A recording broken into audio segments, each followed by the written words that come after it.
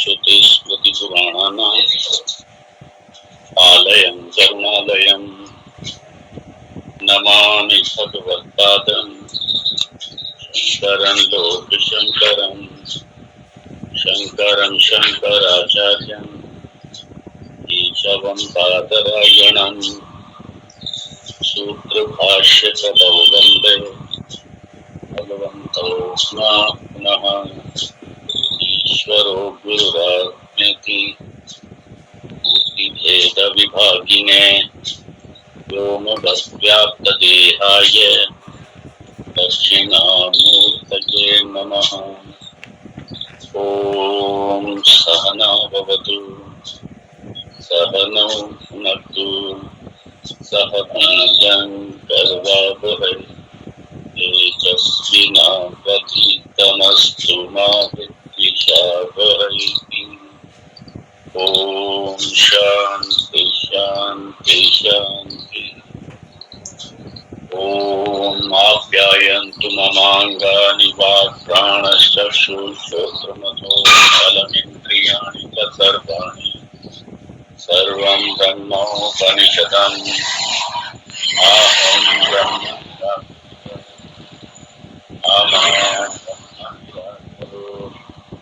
अनिराकरणमस्तु निराकरणं मे अस्तु तदात्मनि निरते च उपनिषत्सु धर्मास्ते मयि सन्तु ॐ शान्ति शान्ति शान्तिः।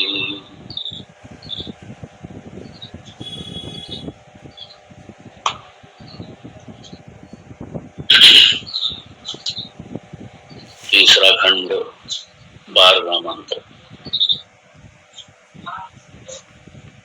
तस्मिन्नेव आकाशे स्त्रियम् आजगाम बहुशोमानां उमां हेमवतीं तारुं होवाच किमेतत् यक्षमिति।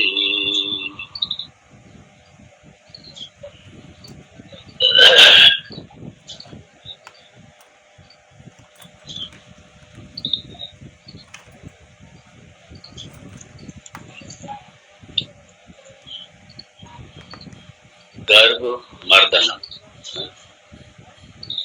अभिमान मर्दनम, गर्भ हरणम। और इसके माध्यम से श्रुति भगवती ये दिखा रही हैं कि अधिकारित्वम, बिना अधिकारित्वम के ब्रह्म विद्या नहीं।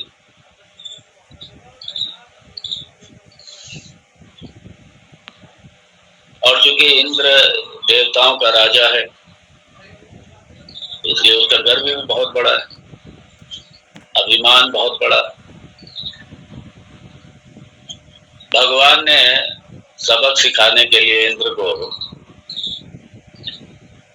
इंद्र को इस लायक भी नहीं समझा कि संवाद भी कर लें भगवान। इसलिए इंद्र पहुंचे और भगवान गायब हो, अंतर ध्यान हुए। उसके बाद इंद्र को समझ में आया कि ये कोई सामान्य नहीं है। ये जो तेज पुंज सामने आया यक्ष के रूप में, ये कोई सामान्य नहीं, ये सामान्य देव भी नहीं है कोई। निश्चित रूप से अपने से बड़े ही हैं कुछ, हर बात में बड़े हैं, अपने से ज्यादा पावरफुल भी हैं, अपने से ज्यादा हर बात में। और हो सकता हो ना हो ये भगवान ही है, क्योंकि अपने से बड़े फिर भगवान ही है। भगवान अंतर ध्यान हुए, इंद्र की इच्छा हुई, नहीं जानना है मुझे, भगवान को जानना है मुझे। मन ही मन प्रार्थना करी, सरेंडर किया। और क्योंकि ब्रह्म ये हमारे पास जो जानने के साधन है, ये प्रमाण है। वो सारे के सारे प्रमाण, उनसे हम किसी से भी ब्रह्म को नहीं जान सकते। यदि जान सकते होते तो इंद्र जान चुके होते। इंद्र भी पूरी तरीके से असहाय हो गए, पूरी तरीके से असहाय, और असहाय होकर के भगवान के शरणागति होकर के कि भगवान मैं जानना चाहता हूं। और शास्त्र प्रमाण है, यदि तड़प है मन में जानने की तो भगवान व्यवस्था भी करते हैं। मन में श्रद्धा है, भक्ति है, तड़प है, जिज्ञासा है, पिपासा है, अभिलाषा है, उत्कंठा है, तो भगवान व्यवस्था करते हैं। कई लोग ये अक्सर आक्षेप लगाते हैं कि गुरु तो मिलते ही नहीं है, अच्छे गुरु रखे कहाँ हैं। ये सामान्यतः आपको सुनने में मिल जाएगा, क्योंकि जब इधर उधर जब ये कलयुगी गुरुओं के बारे में सुनते हैं तो कहते हैं अरे गुरु रखे कहाँ हैं, मिलते कहाँ हैं। अरे गुरु को चाहने वाले कितने हैं। यदि गुरु के प्रति प्यास सच्ची है तो आपको गुरु को ढूंढने नहीं जाना है, गुरु आपको ढूंढ के आपके पास में आ जाएगा। आप में उत्कंठा हो, आप में जिज्ञासा हो, आप में भी ये पिपासा हो, गुरु आ जाएंगे आप।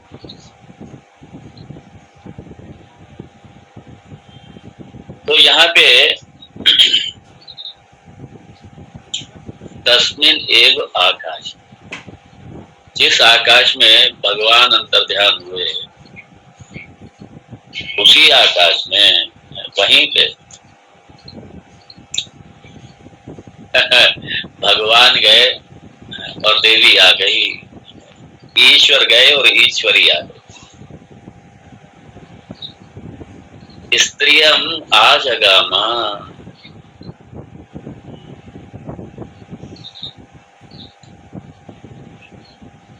और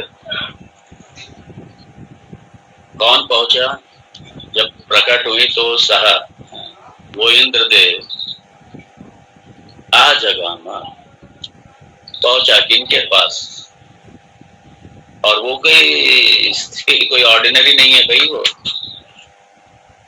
भगवान ने तीन जो विशेषण दिए, बहुशोभमानाम उमाम हेमवती, बहुशोभमाना, सारे श्रृंगार, सारे ऑर्नामेंट्स सुसज्जित, सारे श्रृंगार किए हुए सुसज्जित। क्यों भाई, उमा है वो, पार्वती है वो। और एक कमेंटेटर ने उमा को उन्होंने ओम के रूप में लिखा। आप उमा लिखिए, UMA लिखा जाएगा अंग्रेजी, और इसका थोड़ा सा मैनेज कीजिए, थोड़ा सा रीअरेंज कीजिए तो AUM ओम। ओम का मतलब यहाँ श्रुति भगवती, क्योंकि ओम जो है ये वेद का ही प्रतीक है, वेद ज्ञान का प्रतीक ओम है। तो श्रुति भगवती, वेद स्वयं प्रकट हो गए, और वेद कैसे ग्रंथ के रूप में नहीं आए, मतलब यहाँ गुरु के रूप में वेद आ, अर्थात गुरु शास्त्रीय ब्रह्मनिष्ठ जो उसके लक्षण कहे गए हैं, ये ऐसा ब्रह्मवेत्ता गुरु, उमा से बड़ा और कौन ब्रह्म ज्ञानी हो।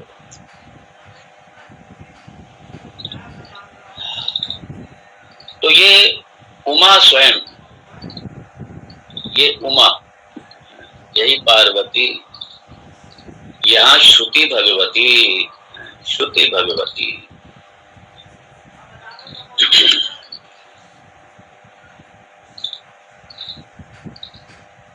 और यहाँ पे स्त्रियां मतलब श्रुति भगवती, श्रुति भगवती। और चूंकि इंद्र की जिज्ञासा थी, जानना चाहती, सरेंडर किया, ये प्रमाण है, सरेंडर किया, सरेंडर किया। अब चूंकि वेद प्रमाण है, वेद के द्वारा ही जाना जाएगा ब्रह्म, तो यहाँ वेद ग्रंथ के रूप में सिर्फ आगे प्रकट नहीं हुए, इसलिए श्रुति भगवती जो कि वेद का ही स्वरूप है, यहाँ पे मतलब वेद उमा के रूप में आप गुरु और शास्त्र दोनों को देखिए, क्योंकि शास्त्र अकेला, आप क्या करेंगे, शास्त्र अकेला सामने रखा है, क्या करेंगे, हिल ही नहीं पाएगा, आपसे समझ में नहीं आएगा कुछ भी। तो गुरु चाहिए, गुरु मुखात श्रवणम कुर्यात्। तो इसलिए ब्रह्म विद्या, ये ओंकार, उमा मतलब ओंकार, ब्रह्म विद्या, साक्षात वेद, साक्षात श्रुति भगवती।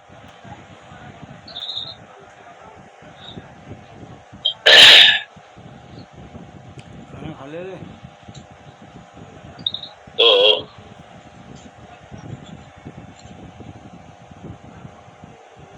और चूंकि स्त्री के रूप में आई, और ब्रह्म विद्या, ब्रह्म विद्या अगर आप जेंडर वाइज देखें तो स्त्रीलिंग में आता ब्रह्म विद्या, और यहाँ ब्रह्म विद्या है, उमा मतलब ब्रह्म विद्या, वेदांत विद्या।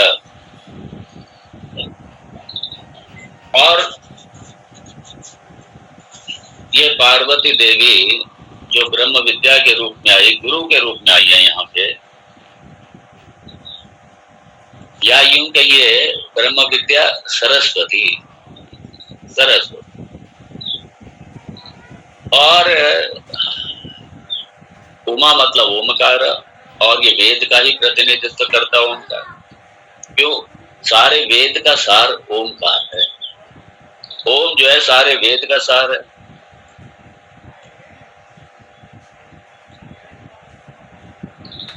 इसलिए अब आप देखिए, ओमकार वेद का प्रतिनिधित्व करता है, और उमा मतलब ओमकार, ओमकार वेद है, और वेद क्या यहाँ पार्वती, सरस्वती। और कैसे बहुशोभमाना, अरे ब्रिलियंट है, एक्स्ट्राऑर्डिनरी, ब्रिलियंट है। सारे ऑर्नामेंट्स, सारे ऑर्नामेंट्स आप जस्ट इमेजिन कीजिए, जैसे हम लोग अपनी देवियों को देखते हैं मंदिर में, सारे श्रृंगार से बिल्कुल लदी हुई, सजी हुई, शरीर का एक एक अंग श्रृंगार से सुसज्जित, इस तरीके से बहुशोभमाना,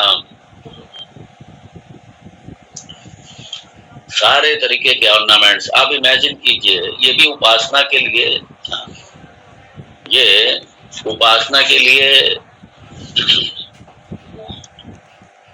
क्योंकि उपासना के लिए आलम्बन चाहिए। सगुण साकार का, सगुण साकार की उपासना होगी, निर्गुण की उपासना कर ही नहीं सकते। तो सगुण साकार रूप से जो यहाँ देवी प्रकट हुई, सारे अंग का, इसलिए जब हम लोग जब अपने इष्ट की पूजा करते हैं, षोडशोपचार से पूजा करते हैं, अंग पूजा भी होती है। शरीर के इस विग्रह के प्रत्येक अंग की पूजा होती है, मस्तक से लेके चरणों तक।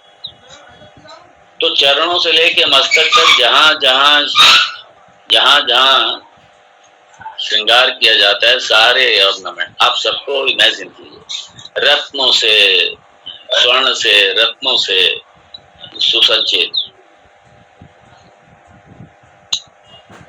और ये तो हो गया आपका शारीरिक, एक विग्रह का एक व्याख्या हो गई शोभमानाम। और दूसरे रूप में आप शोभमानम को देखें तो मतलब वेद की, वेदांत की जितनी प्रक्रियाएं हैं ब्रह्म विद्या की, उनसे सुसज्जित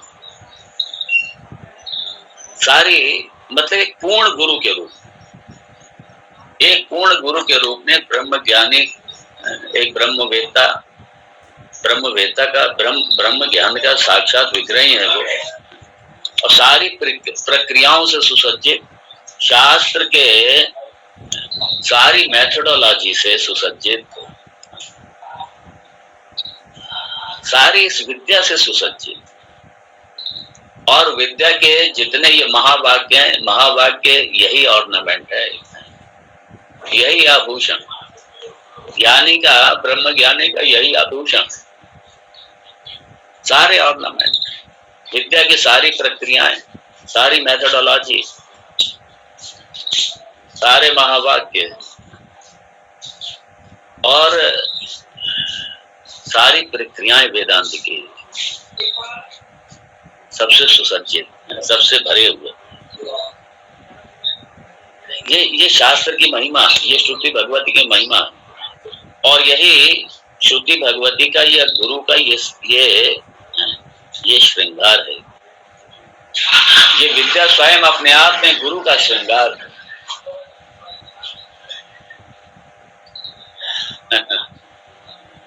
लेकिन ये बड़ा दुर्भाग्य है कि हमारे, और ये ऐसा नहीं, क्या पहले भी था, ये हमारे अपने ही लोग, हमारे अपने ही हिंदू, हमारे अपने सनातन धर्मी, वो शास्त्र का ही विरोध करेंगे। बड़ा आश्चर्य ये होता है, वो अपने शास्त्र को नीचा दिखाएंगे। क्या करेंगे आजकल, क्या है ना, सोशल मीडिया का जमाना है, कहीं इधर उधर पढ़ेंगे थोड़ा बहुत, कहीं इधर उधर देख लिया, उन्हें पता नहीं क्या संदर्भ है, क्या इसका मतलब है, क्या गूढ़ार्थ है, क्या इसका लक्ष्यार्थ है, उन्हें कोई इससे मतलब नहीं। बस उन्होंने ऐसे उल्टा सीधा सरसरी निगाह से देखा और उसके बाद में फिर वो क्रिटिसाइज करना शुरू करेंगे, अपने शास्त्र को ही उल्टा सीधा बोलेंगे। ये हिंदू वर्तमान में बहुत से हिंदू ये करते हैं, तो फिर अपने शास्त्र के लिए बुरा भला कहेंगे, लिखेंगे इधर उधर, उनको पढ़ के दूसरे भी और कंफ्यूज हो जाते हैं, वो बहक जाते हैं, कहते हैं हाँ जी ये हिंदू धर्म ऐसे ही है, ये काम का शास्त्र पता नहीं क्या क्या जपोड़ी लिख रखी है पुराणों में, पता नहीं शास्त्रों में क्या लिख दिया उल्टा सीधा। वो अपने ही शास्त्रों को क्रिटिसाइज करने लगे बिना सोचे समझे, बिना जाने। अरे भाई, अगर आपको कहीं मान लीजिए शास्त्र में कहीं कोई समस्या लग रही है, कहीं कोई आपको विरोध लग रहा है, आप किसी अच्छे विद्वान के पास जाकर के और क्लियर कीजिए। वो अपने आप उल्टा सीधा पढ़ेंगे और फिर जो समझ में आएगा, और उसके बाद में, और उनका काम ही है ये बहुत से लोग कि शास्त्र की कमियों को निकाल, कमियां नहीं है लेकिन उन्हें कमियां नजर आ रही, विरोधाभास नहीं है, उनको विरोधाभास नजर आ रहा। और जो वो समझते हैं कि हमने जो पढ़ा है वो सही है, बिल्कुल हमने जो पढ़ा है वही सब सही है, जो हमने समझा वही सब सही है, और फिर उठा करके इधर उधर मीडिया पे, सोशल मीडिया पे डालेंगे और अपने ही शास्त्र को क्रिटिसाइज करना शुरू कर। आप लोगों को देखने को मिलेगा ये।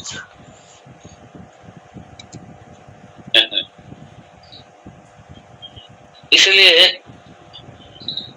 और किसी के पास जाएंगे नहीं, वो क्लियर नहीं करेंगे उसको, और अपने जो अपना निष्कर्ष है, अपना जो आग्रह है उसी पे दृढ़ हो जाएंगे। नहीं हमने तो देखा था वो ऐसा था, हमने तो देखा था। अरे आपने देखा, समझा भी था आपने उसको या नहीं समझा था?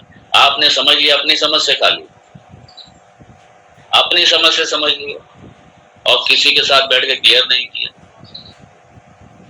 और फिर शास्त्र को क्रिटिसाइज करेंगे, बुरा भला कहेंगे। मनुस्मृति को लेकर के वो एक दो श्लोक इस तरीके के हैं जो सही तरीके से समझा ही नहीं मनुस्मृति को लोग। भगवान मनु नहीं समझा, और वो अच्छा,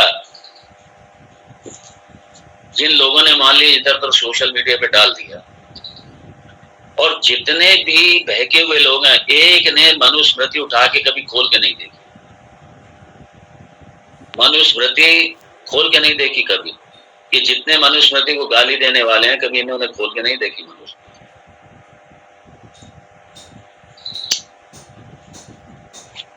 खाली मनुस्मृति को लेकर के नहीं, वेद को लेकर के, गीता को लेकर के। गीता में तो बड़े विरोधाभास है। और सीधा निष्कर्ष निकाल लें। जब अर्जुन को शंका थी, तीसरे अध्याय की जब शुरुआत हुई, अर्जुन को शंका, अर्जुन ने ये नहीं कहा कि ये सब आप मुझे क्या कह रहे हैं, कभी तो ये कहते हैं कभी तो वो कहते हैं। नहीं, अर्जुन ने कहा मुझे ऐसा लग रहा है, इसलिए प्लीज इसको स्पष्ट कीजिए थोड़ा, मेरा डाउट है, मेरी ये शंका। अर्जुन ने वहां पे सुनना बंद नहीं किया। हाँ ठीक है भगवान, क्या कहते, कभी तो ये कहते, कभी तो वो कहते, छोड़ो ठीक है भाई, अपनी गीता अपने पास रखो, हम जा रहे हैं। नहीं, अर्जुन ने नहीं कहा ये इस तरह। अर्जुन से सीखें कम से कम।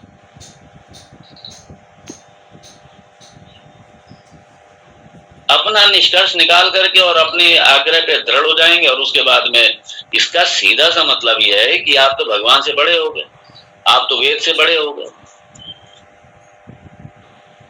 अरे इसका एक मीमांसा शास्त्र है। वेद का जब तात्पर्य निर्णय लिया जाता है तो मीमांसा शास्त्र के सिद्धांत का फॉलो किया जाता है। यदि मीमांसा शास्त्र के सिद्धांत के अनुसार आप व्याख्या करेंगे, समझेंगे, तो बिल्कुल आपको कहीं विरोधाभास लगेगा ही नहीं।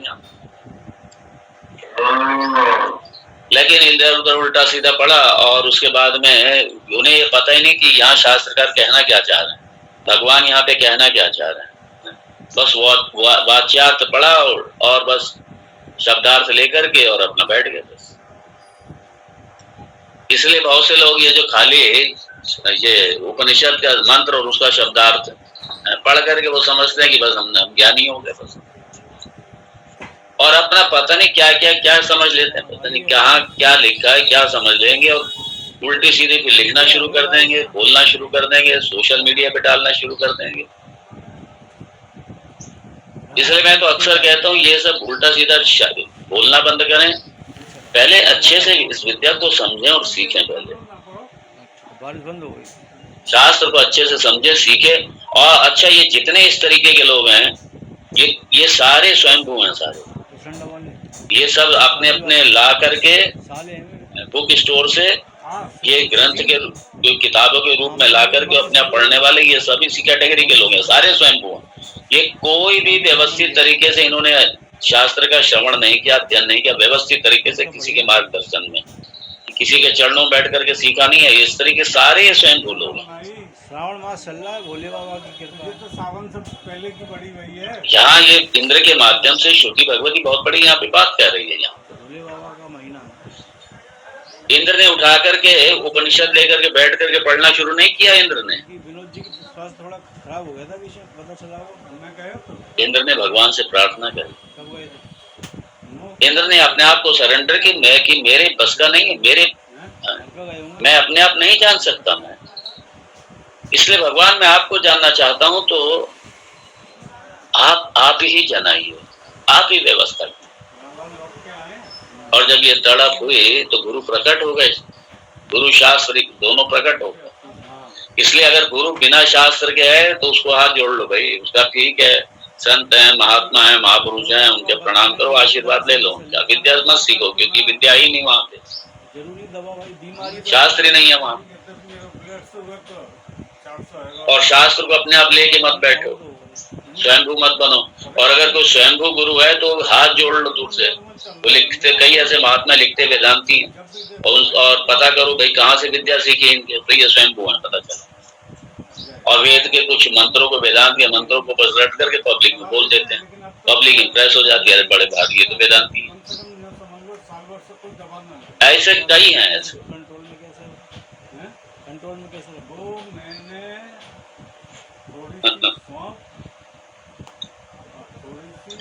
ठीक है, हमारे यहाँ क्या है, हमारे इम्पोजिशन नहीं है, कोई जोर जबरदस्ती नहीं है, लेकिन जो तरीका है वो यही है।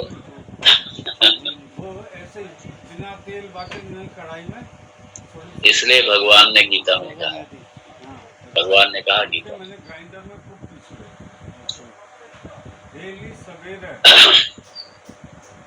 क्योंकि बहुत से लोग ये निष्कर्ष निकाल करके वेद के प्रति मतलब शास्त्र के प्रति शास्त्र का विरोध करेंगे, गुरु का विरोध करेंगे, भगवान का भी विरोध करेंगे। अच्छा, तीनों का विरोध भी करेंगे और ज्ञान भी अर्जित करना चाहेंगे। कैसे? अपने आप लाकर।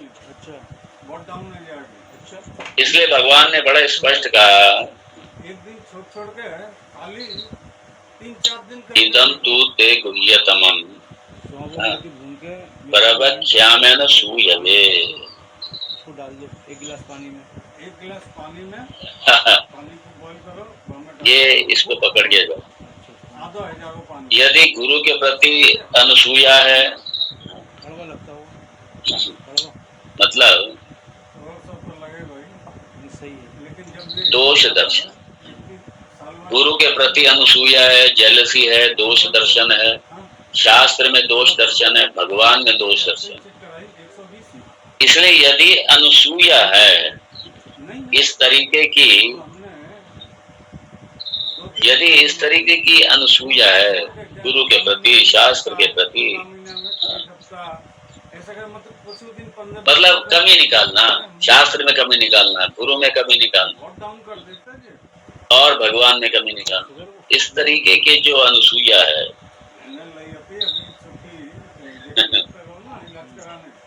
भगवान कहते हैं हाथ जोड़ो। इसलिए इदम ते ना तपस्काये ना अभक्ताये कदाचन, ना अतपस्काये ना अभक्ताये कदाचन, नाचा शुश्रवे वाच्यम नाचा माम योग्य दास्यति। भगवान ने इसलिए बड़ा स्पष्ट किया कि जिनमें श्रद्धा ना हो, भक्ति ना हो, समर्पण ना हो, सेवा का भाव ना हो, उनके आगे तो यार मुँह ना, उनके आगे मुँह ना। इसलिए सामने कोई जिज्ञासु है, आप लोग जिज्ञासु हैं, इसलिए इतने सालों से आप लोग श्रवण कर रहे हैं। जिज्ञासु हैं, पिपासु हैं, श्रद्धालु हैं, श्रद्धा है आप में, भक्ति है आप में, शास्त्र के प्रति, गुरु के प्रति, भगवान के प्रति, ये श्रद्धा, समर्पण, भक्ति, ये सब है। और ऐसो को ही ये विद्या मिलनी भी चाहिए, पात्र को मिलनी चाहिए। और जब ये पात्रता ना हो, विद्या मिल जाए, कोई कीमत नहीं, कोई वैल्यू नहीं। यहाँ इंद्र के माध्यम से ये ध्यान देना, ये सब छुपा हुआ है यहाँ पे, इंद्र की प्रार्थना में ये सब छुपा हुआ है। इंद्र वापस नहीं गया क्योंकि समझ में आ गया कि अपने पास जितने प्रमाण हैं प्रत्यक्ष आदि, हम उसको जान ही नहीं सकते। प्रत्यक्ष आदि प्रमाण का विषय ही नहीं है बिल्कुल। और इसीलिए उसे जानना है। भगवान से प्रार्थना करी, भगवान यही है। भगवान जब भगवान द्रवित होते हैं, कृपा करते हैं शिष्य पर, तो गुरु देते हैं, याद रखिए। और चूंकि इंद्र जिज्ञासु है यहाँ पे, इसलिए, और वैभव संपन्न तो इंद्र है ही, भगवान ने वैभव पूरा दिया हुआ है उसको, इंद्र को। इंद्र पद अपने आप में ही वो सम्राटों का सम्राट है, वो तो देवों का राजा है, तो देवों का राजा है। उसके बाद सारी संपदा, सारा ऐश्वर्य है, वो सब त्याग करके बिल्कुल, और भगवान के प्रति जब शरणागत हुआ तो भगवान ने गुरु दिया, भगवान ने गुरु दिए, भगवान ने शास्त्र।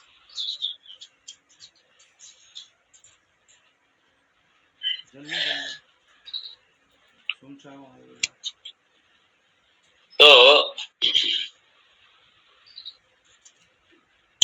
इसलिए कई बार ये जो स्वयंभू लोग होते हैं, इनका काम होगा दोष दर्शन। जहां भी कहीं शास्त्र में किसी की महिमा का वर्णन किया गया होगा, महात्म्य का वर्णन किया होगा, ये वहां पे दोष दर्शन करेगा, ये दोष दर्शन, यही अनुसूया,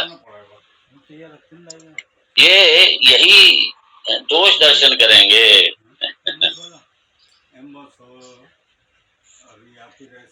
पहले क्या था, पहले एक अच्छाई थी कि चूंकि ये श्रौत परंपरा से विद्या आती थी, ट्रांसलेशन उपलब्ध नहीं थे, इसलिए अगर विद्या सीखनी है, ट्रांसलेशन तो उपलब्ध है नहीं, इसलिए जाओ गुरु के पास। इसलिए विद्या में पॉल्यूशन नहीं था, पॉल्यूटेड नहीं हो पाती थी। गुरु जैसी विद्या को सिखाता था अपनी श्रौत परंपरा से, और शिष्य उसी को मेंटेन रखता था, इसीलिए कहीं पॉल्यूशन, कहीं मिक्सचर नहीं हो पाता। ये जब से ट्रांसलेशन उपलब्ध हो गए जगह जगह, तो लोगों ने कहा अरे क्या, जब इसका ट्रांसलेशन उपलब्ध ही है, गुरु क्या क्या कर, किसके पास क्यों जाए, अब जब भाई उसका अर्थ दिया हुआ अपने आप खुद पढ़ लेंगे। ये सबसे बड़े फॉल्ट हुआ यहाँ। इसलिए क्या किया, ट्रांसलेशन उपलब्ध नहीं थे, और संस्कृत लोगों को आती नहीं थी पहले। ट्रांसलेशन उपलब्ध नहीं, संस्कृत भी आती नहीं, तो गुरु के पास जाते थे, श्रवण करते थे, जब जिज्ञासु होते थे, जानने की इच्छा होती थी, तो उसमें क्या था, शास्त्र बड़े सुरक्षित थे, शास्त्र का भाव, शास्त्र का निष्कर्ष, शास्त्र का तात्पर्य बड़ा सुरक्षित था। और जब से ये ट्रांसलेशन आ गया, असूया आ गई, दोष, असूया मतलब दोष दर्शन, अनसूया मतलब जहाँ दोष दर्शन ना हो। संवाद में यदि शंका है तो उसका समाधान कीजिए ना,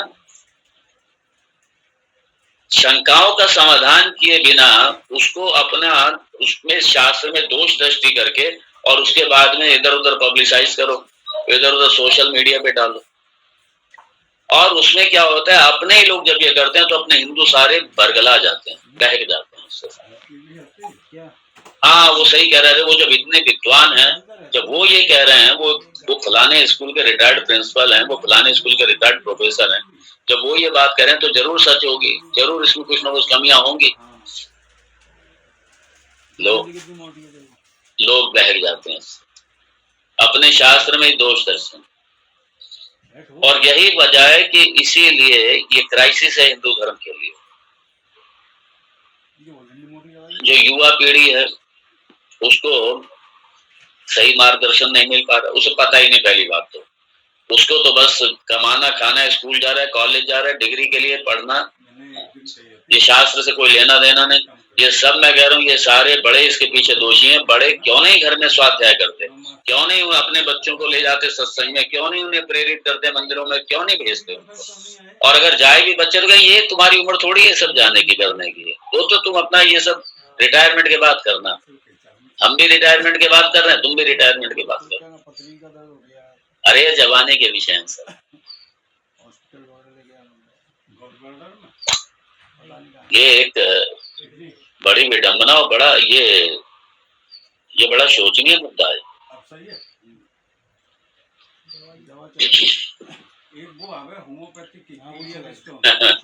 इसीलिए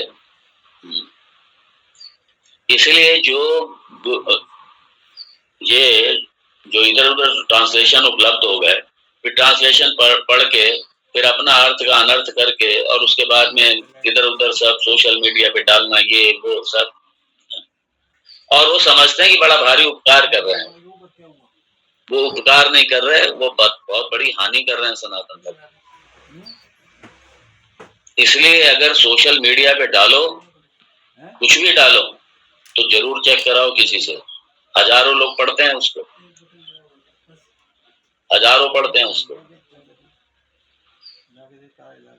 दिखाओ उसको सोशल मीडिया पे कहीं भी डाल रहे हैं, जो मन में आप समझ में आया लिख दिया, डाल दिया। ऐसा मत किया करो, उससे बढ़िया मत डालो सोशल मीडिया। जिसे जिज्ञासा है, उत्कंठा है, वो खुद पूछेंगे, ज्वाइन करेंगे, कुछ भी करेंगे।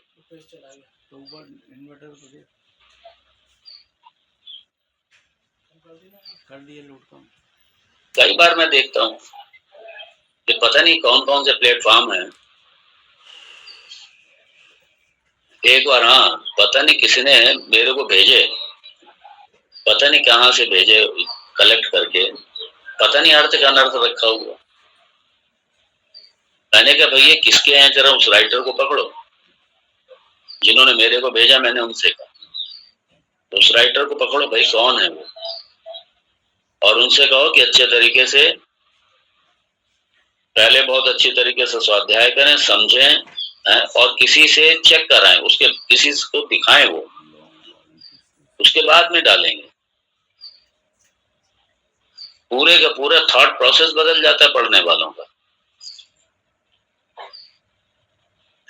इसलिए शास्त्र का मतलब बड़ा सिस्टमैटिक अध्ययन है। सिस्टमैटिक मतलब श्रवण सीधा सीधा, क्योंकि ये गंभीर है विषय।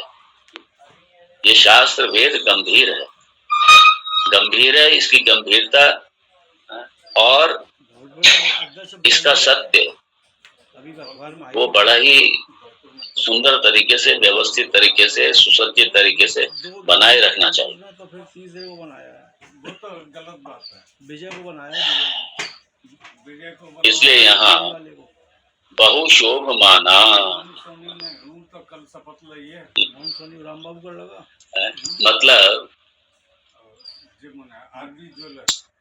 बड़ा ही सिस्टमैटिक, वो पहले था, बड़ी ही श्रद्धा, बड़ी ही सिस्टमैटिक स्टडी, श्रद्धा, भक्ति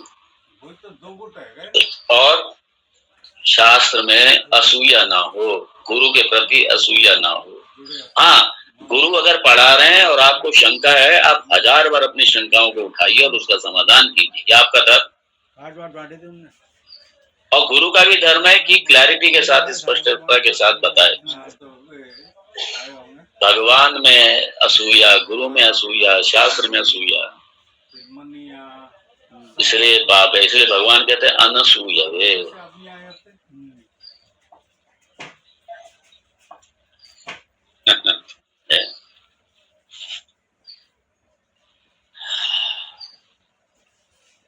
ना अतपस्काय, इसलिए भगवान कहते हैं ना अतपस्काय है, ना अतपस्काय।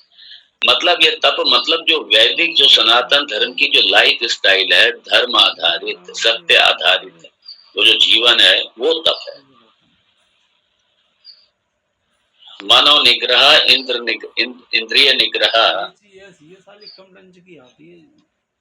और श्रद्धा होनी चाहिए, श्रद्धा में दृष्टिकोण होना चाहिए।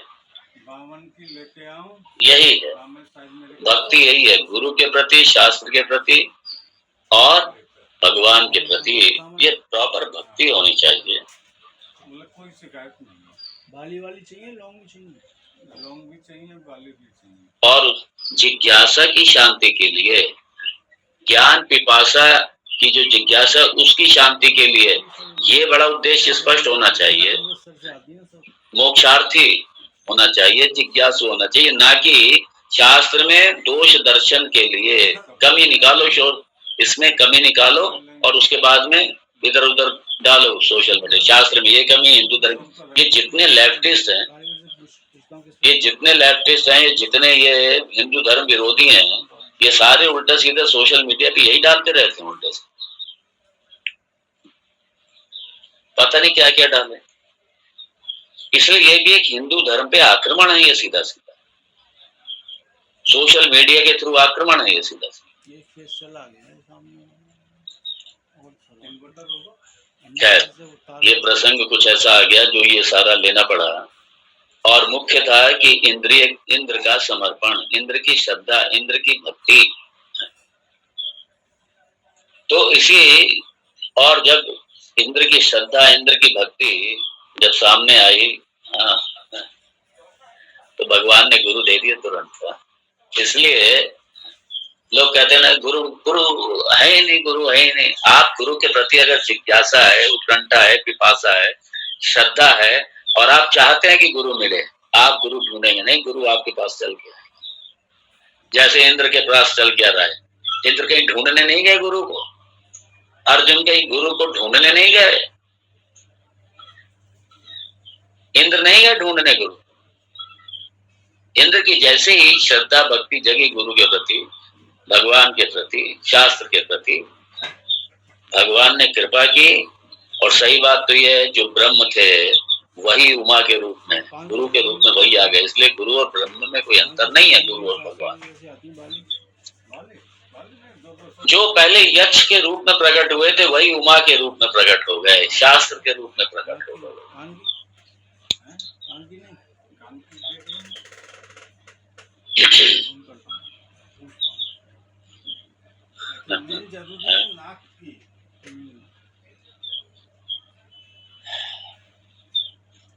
इसलिए इंद्र को गुरु मिल गया है,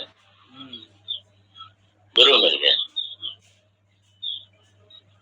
इसलिए सही बात तो यह है कि ये जो ट्रांसलेशन उपलब्ध हैं मार्केट में, इनके द्वारा ठीक है अपनी छोटी मोटी जानकारी के लिए पढ़ लो, लेकिन अपना ये मत कभी समझ लेना कि जो मैंने वो पढ़ा था वो मैंने समझ लिया और वो मेरी समझ में आ गया और वही फाइनल है।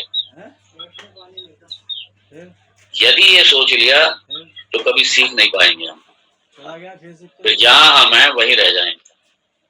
सब सही है?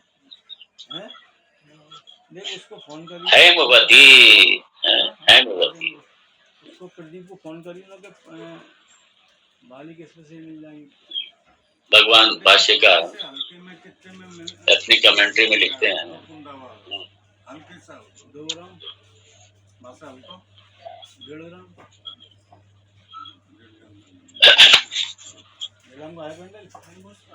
शोभायमान।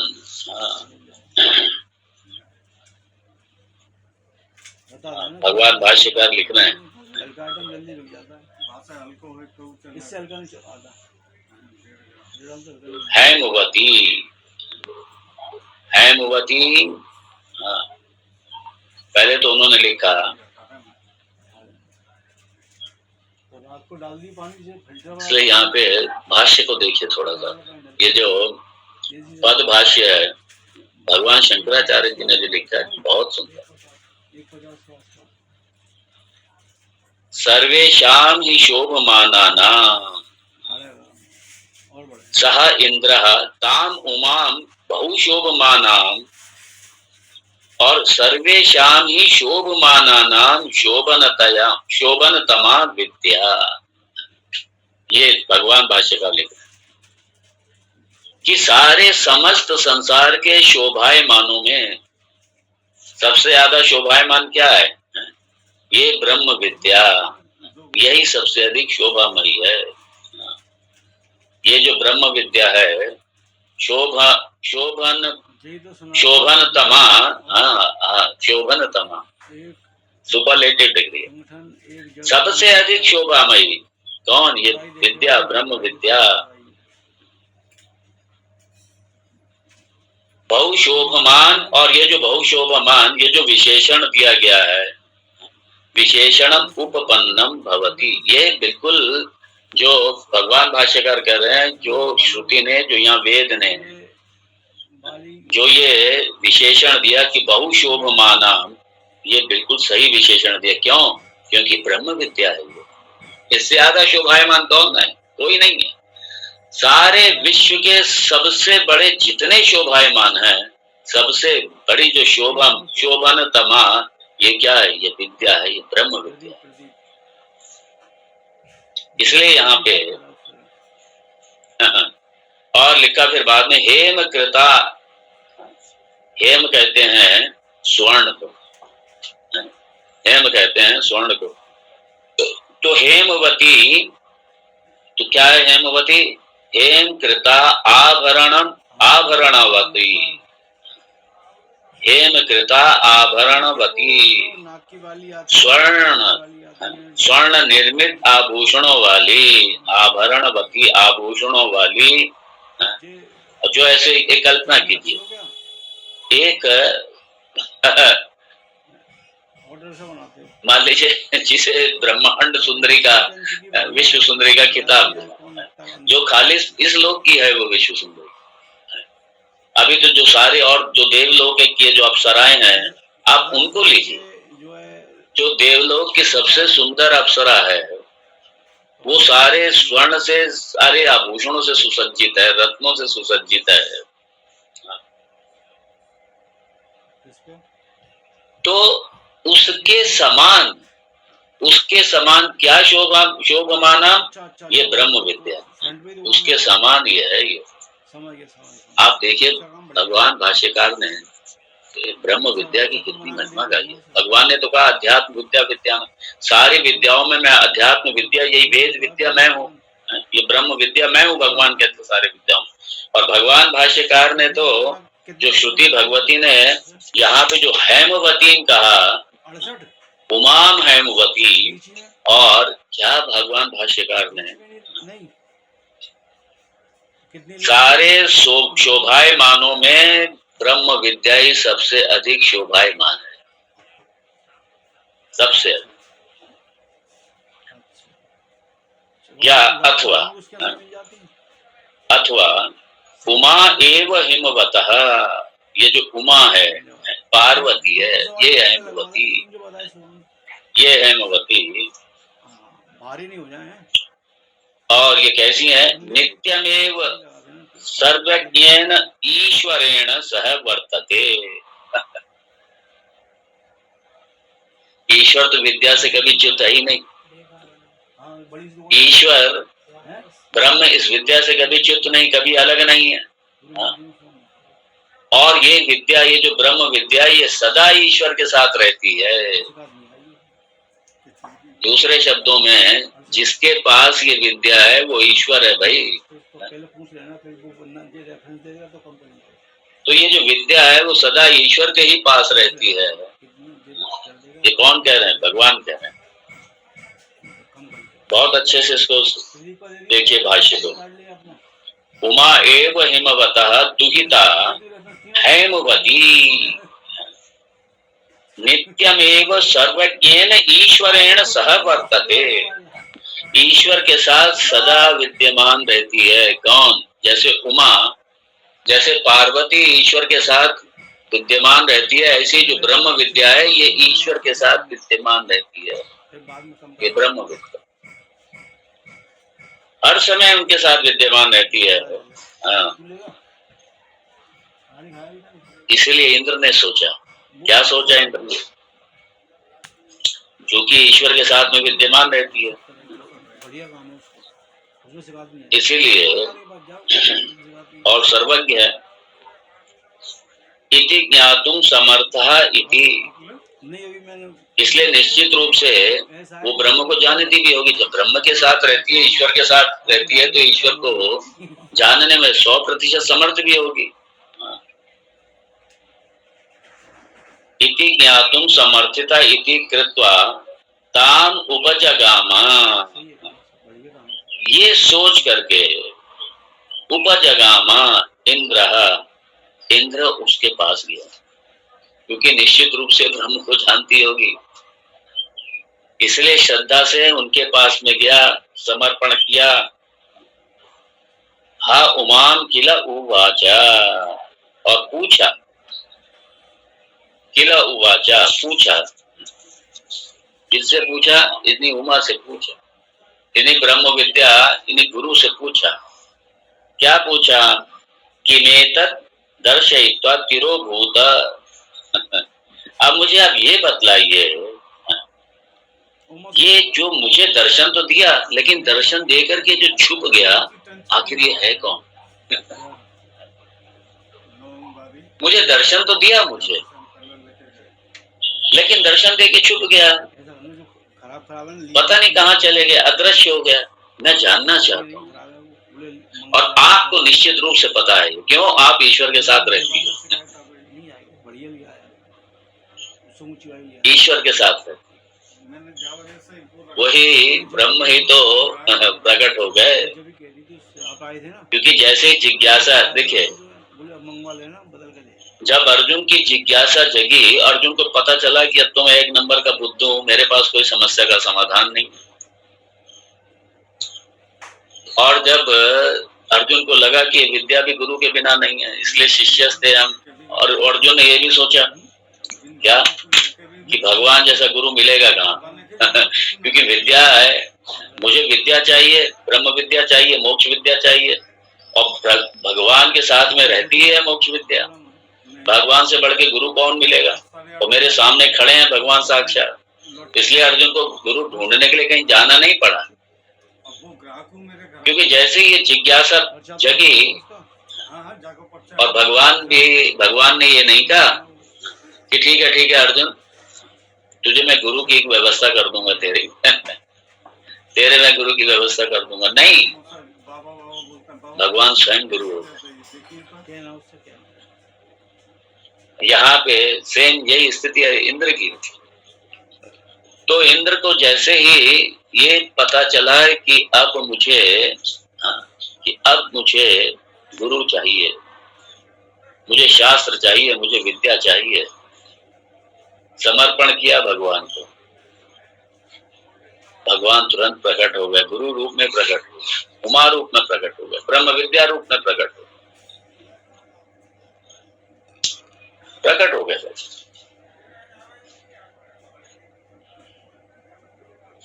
और जब प्रकट हो गए तो वही क्या किया, तद्विद्धि प्रणिपातेन परिप्रश्नेन सेवया, ये किया इंद्र ने। तुरंत प्रणिपात करते हुए प्रश्न किया, और वो 50 वाली हे देवी भगवती, हे गुरुदेव, ये ऊंची वाली लोग जिन शिकायत नहीं है। मैं जानना चाहता हूँ वो कौन, वो ये तो समझ में आ गया मेरी कि वो निश्चित रूप से ईश्वरी था, लेकिन कहाँ गए वो कौन है, वो कौन थे, वो कौन, मैं जानना चाहता हूँ कौन है, मुझे बतलाइए। ब्रूहि किमेतत् दर्शयित्वा तिरोभूतम, मुझे बताइए। पप्रच्छा, देखिए भगवान भाष्यकार पप्रच्छा, पूछा उन्होंने, परिप्रश्न पूछा, प्रणिपात किया, प्रश्न किया, पूछा, क्या पूछा, किमेतत् दर्शयित्वा तिरोभूतम, अरे भाई दर्शन तो दिया, दर्शयित्वा दर्शन दे करके फिर तिरोभूतम, फिर कहाँ चले गए, गायब हो गए, तिरोभूत हो गए, कहाँ चले गए वो, मैं जानना चाहता, मुझे बताइए, मुझे बताइए, मैं जानना चाहता हूँ। वो तिरोभूत हो गए, कहाँ चले, कहाँ गए, वो यक्ष कौन है, वो कौन है, मुझे बताइए।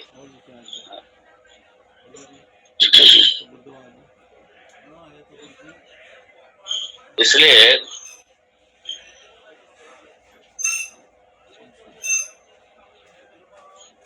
यहाँ वाक्य भाष्य में बड़ा सुंदर भगवान भाष्यकार ने लिखा,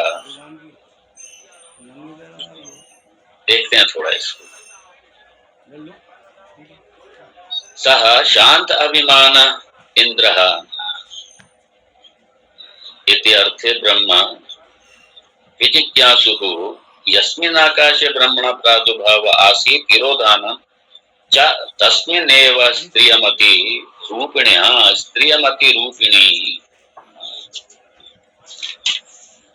विद्याम् आजगाम, विद्या देवी आजगाम।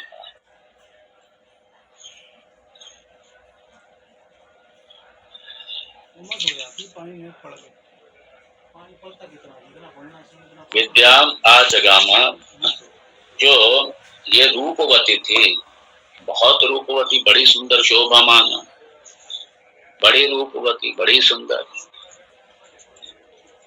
जिस तरीके से यक्ष प्रकट हुए थे उसी तरीके से यहाँ उमा भी, क्योंकि निश्चित रूप से देवों को बड़ा अभिमान होता है ना हर चीज पर, तो यहाँ बड़ी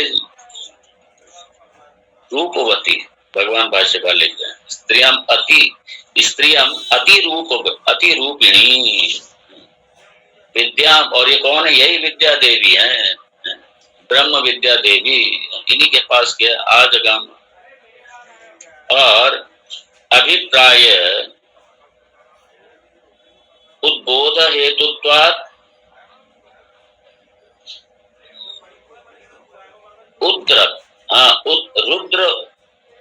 रुद्र पत्नी उमा हेमवती, रुद्र पत्नी, यही पार्वती थी, रुद्र पत्नी उमा हेमवती, सा शोभमाना विद्या एव, शोभमाना विद्या एव, इसलिए भगवान भाष्यकार यहाँ ब्रह्म विद्या के रूप में दे। तो जैसे ही वो ब्रह्म क्या गुप्त हो गए, गायब हो गए, क्योंकि इंद्र को दर्शन लायक ही नहीं समझा, गायब हो गए, अदृश्य हो गए। तो भगवान के अदृश्य होने पर हाँ, तो जो रुद्र पत्नी उमा है मुवती इव सा शोभमाना विद्या एव हेमवती इव, जो रुद्र पत्नी हिमालय पुत्री, हेमवती मतलब हिमालय पुत्री पार्वती की तरह ही शोभमाना, शोभामयी, शोभामयी कौन? वो ब्रह्म विद्या, वो ब्रह्म विद्या ही थी। यहाँ पे इसको अंडरलाइन कीजिए, अगली लाइन को, बहुत सुंदर लिखते हैं भगवान भाष्यकार। विरूपः अपि विद्यावान बहु शोभते, इसलिए ब्रह्मवेत्ता जिसके पास विद्या है, चाहे वो कितना भी कुरूप क्यों ना हो, चाहे वो शरीर से कितना भी कुरूप क्यों ना हो, रूपहीन भी हो, कुरूप भी हो, उसके बाद भी यदि ये विद्या है तो वो शोभा पाता है। वो विद्या से शोभा होती है, याद रखिए। एक ऐसे श्लोक भी है नीति में, सारी सब कुछ है, सारा सौंदर्य है, यदि विद्या नहीं है तो सारे सौंदर्य मिट्टी में मिल जाते हैं। सारा सौंदर्य मिट्टी में, वो सारा रूप बेकार हो जाता है। यदि विद्या नहीं है, ज्ञान नहीं है तो सारा रूप बेकार हो जाता है, सारी शोभा बेकार हो जाती है। इसलिए भगवान भाष्यकार लिख रहे हैं विरूपा अपि, बहुत सुंदर, इसको आप लोग भी अंडरलाइन कीजिए, विद्यावान बहु शोभते, भले ही रूप नहीं है, रंग नहीं है, रूप नहीं है, रंग नहीं है। अष्टावक्र को देख लीजिए ना, अष्टावक्र जब आए अपनी सभा में जनक की, सारे लोग हंसने लग गए, सब हंसने लग गए उनकी शक्ल देख कर। 8 जगह से भंगे, 8 जगह से शरीर भंग, बड़े रूप की दृष्टि से बड़े हास्यास्पद लगे सबको, सब हंसे देख करके उनको। और उसके बाद में जब उन्होंने जब वाक्य कहा तो सबकी आंखें खुल गई। उन्होंने कहा मुझे लगता है कि मैं तो बहुत बड़े विद्वानों की सभा में आया, लेकिन ये विद्वान, मुझे तो एक भी विद्वान नजर नहीं आ रहा, ये सारे के सारे ये चमार सारे के सारे हैं। मैं चमारों की सभा में आ गया, ये तो चांद को देखने वाले लोग हैं सारे, ये सारे चांद को देखने वाले लोग हैं, चांद को देख करके हंस रहे हैं, ये चांद को देख करके मजाक बना रहे हैं, इसलिए चमा रहे हैं सारे बैठे हुए जितने। किसी की हिम्मत नहीं हुई अष्टावक्र की बात डाल दे।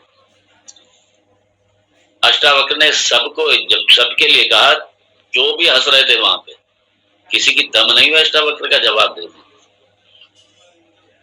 उन्होंने कहा राजन, मुझे तो लगता था कि मैं किसी विद्वानियों की सभा में जा रहा हूं, लेकिन यहाँ पे आने के बाद पता चला मैं तो चमारों की सभा में आ गया।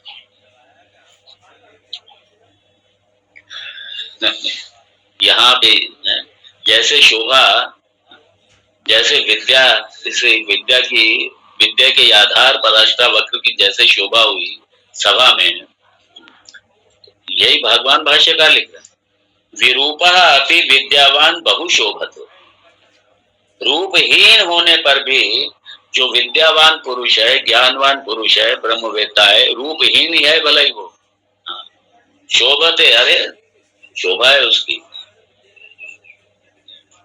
और जो पूरी तरीके से शोभायमान हो, हर तरीके से संपूर्णता से, और उसके बाद में विद्या भी हो, फिर तो कहना ही क्या है, फिर तो शोभा की मूरत हो गया वो, फिर तो शोभा की अपने आप में एक मूरत हो गया, प्रतिरूप हो गया, एक कॉपी हो गई शोभा की। इसलिए भगवान भाष्यकार ने यहाँ ब्रह्म विद्या की बड़ी महिमा गाई,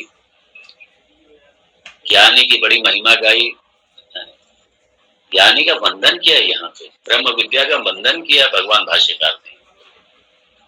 और यही श्रुति भगवती, देखिए श्रुति भगवती के तात्पर्य को ही भगवान भाष्यकार ने अपने भाष्य में खोला है। ये उन्हीं की तो व्याख्या की है श्रुति के मंत्र की। लेकिन मैंने पहले कहा कि भगवान भाष्यकार का जो भाष्य है ये कोई ये व्याख्या कोई पुराणों की तरह नहीं है। ये बड़ा गंभीर है, बड़ा व्यवस्थित। भाष्य के ऊपर भी आप भाष्य लिखिए। ये जो हम बोल रहे हैं ये भी तो भाष्य का ही भाष्य कर रहा हूं मैं, ये भी तो भाष्य की व्याख्या हो रही है। गुरुदेव ने जो भी विद्या दी, प्रसाद दिया, भगवान से यही प्रार्थना करता हूं कि कोई त्रुटि ना हो। और हमेशा यही प्रार्थना होती है। और यदि कहीं कोई शंका होती है, मैं तो पढ़ता था जब, और पढ़ने के बाद में भी अभी तक हमारे गुरुदेव जी थे जब तक, अक्सर उनसे मैं फोन पर, अभी भी मेरे आचार्य जिन्होंने मुझे पढ़ाया है, अभी भी कई बार मुझे जब कभी शंका हो जाती है, आज भी बता रहा हूं मैं, तो मैं अब चूंकि एक ईश्वर की बड़ी कृपा है कि ये मोबाइल दूरभाष ये उपलब्ध है, आज भी मैं कहीं भी मुझे छोटी सी भी शंका होती है तो आज भी मैं समाधान करता हूँ, अपनी शंकाओं का सीधा समाधान करता हूँ। उनके चरणों में निवेदन करता हूँ कि मेरा मार्गदर्शन करें, और उनसे मार्गदर्शन लेता हूँ आज। और गुरुदेव जब तक रहे उनसे लेता रहा बराबर। और साथ में हमारे एक मेरे वो भी गुरु तुल्य हैं, उनको भी मैं गुरु ही मानता हूँ। वो भी शरीर से इस समय ब्रह्मलीन हो गए, उनसे भी बड़ा मैं अपनी शंकाओं का समाधान करता। कहीं कोई शंका उठी, कभी मैंने अपनी मनमर्जी नहीं की, समाधान करता था, प्रयास करता था कि स्पष्टता हो गई हो। मैं चाहता हूं कि कोई त्रुटि ना रह जाए, फिर भी बोलने में वैसे केयरफुल रहता हूं बहुत, लेकिन अगर बाई चांस कोई त्रुटि हो जाए तो आप जरूर उस पर उठाइए उसको, और जरूर सामने रखिए। स्वागत है आपका। मैं यहाँ विराम दूंगा। ओम तत्सत। ओम पूर्णमद पूर्णमिदं पूर्णात् पूर्णमुदच्यते पूर्णस्य पूर्णमादाय पूर्णमेवावशिष्यते। ओम शांति शांति शांति। शंकरं शंकराचार्यं केशवं बादरायणं सूत्र भाष्यकृतौ वंदे भगवन्तौ पुनः पुनः। ईश्वरो गुरुरात्मेति मूर्तिभेदविभागिने व्योमवद्व्याप्तदेहाय दक्षिणामूर्तये नमः। ओम शांति शांति शांति। हरि ओम। श्री गुरुभ्यो नमः। हरि ओम। नमो नारायण।